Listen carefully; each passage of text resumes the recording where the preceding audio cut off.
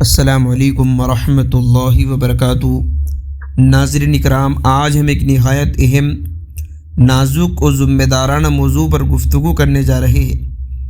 موضوع ہے تبلیغ جماعت کی وہ 10 غلط حدیثیں جو عوام کے سامنے بیان کی جاتی ہے۔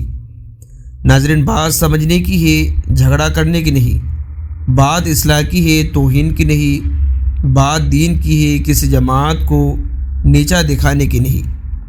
ناظرین، دین اسلام کی بنیاد قرآن اور صحیح حدیث پر ہے۔ اگر دین میں کوئی بات قرآن و حدیث کے بغیر شامل کر دی جائے تو وہ بات نیکی نہیں بلکہ گمراہی بن جاتی ہے۔ تبلیغ جماعت کا مقصد بظاہر اچھا ہے، لیکن افسوس کے ساتھ کہنا پڑتا ہے کچھ بیانات میں ایسی روایتیں بیان کی جاتی ہے جو یا تو ضعیف ہے یا موضوع گھڑی ہوئی۔ پہلی حدیث، اکثر سنا جاتا ہے کہ جو شخص 3 دن تبلیغ میں نکل گیا اس کی پچھلے سارے گناہ معاف۔ ناظرین، یہ روایت نہ بخاری میں ہے، نہ مسلم میں، نہ کسی معتبر حدیث کی کتاب میں۔ گناہوں کی معافی کا تعلق سچی توبہ، ندامت، آئندہ نہ کرنے کے عزم سے ہے، نہ کہ صرف 3 دن نکلنے سے۔ دوسری حدیث، کہا جاتا ہے کہ تبلیغ میں نکلنا فرض عین ہے۔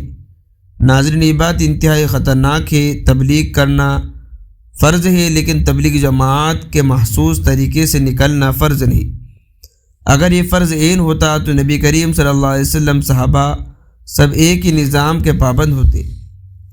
تیسری، اکثر بیان، تبلیغ میں وقت لگانے سے رزق خود بخود بڑھ جاتا ہے۔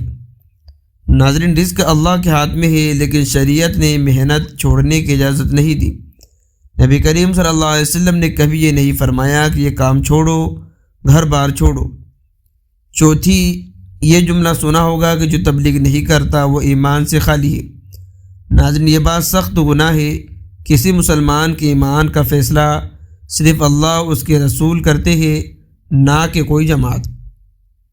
پانچویں، کہا جاتا ہے کہ تبلیغ کے دوران گھر والوں کا حق معاف ہو جاتا ہے۔ ناظرین، یہ سراسر غلط ہے۔ بیوی، بچوں، والدین کے حقوق تبلیغ میں جانے سے ختم نہیں ہوتے۔ نبی کریم صلی اللہ علیہ وسلم نے فرمایا تم پر تمہارے گھر والوں کا بھی حق ہے۔ چھٹی، اکثر سنا جاتا ہے کہ تبلیغ میں خواب آ جائے تو وہ دلیل ہے۔ ناظرین، خواب شریعت کی دلیل نہیں، دین خوابوں سے نہیں بلکہ قرآن و حدیث سے چلتا ہے۔ ساتویں، کہا جاتا ہے کہ تبلیغ بزرگ جو کہہ دے وہی حق ہے۔ ناظرین، یہ رویہ دین کو خطرے میں ڈال دیتا ہے۔ ہر بات کو قرآن، صحیح حدیث، معتبر علماء کے سامنے رکھنا ضروری ہے۔ آٹھویں، اکثر کہا جاتا ہے کہ تبلیغ کے علاوہ کوئی دین کا کام کا نہیں۔ ناظرین، یہ سوچ انتہائی غلط ہے۔ مدرسہ، دعوت، تعلیم، اصلاح معاشرہ سب دین کا کام ہے۔ نویں، کہا جاتا ہے کہ تبلیغ میں سوال کرنا فتنے کی علامت ہے۔ ناظرین، یہ بات قرآن کے خلاف ہے۔ قرآن کہتا ہے اگر نہیں جانتے تو جاننے والوں سے پوچھو۔ سوال کرنا فتنہ نہیں بلکہ اندھا تقلید فتنہ ہے۔ 10ویں، کہا جاتا ہے کہ تبلیغ جماعت میں اختلاف گناہ ہے۔ ناظرین، اختلاف دلیل کے ساتھ ہو تو وہ علم کی علامت ہے۔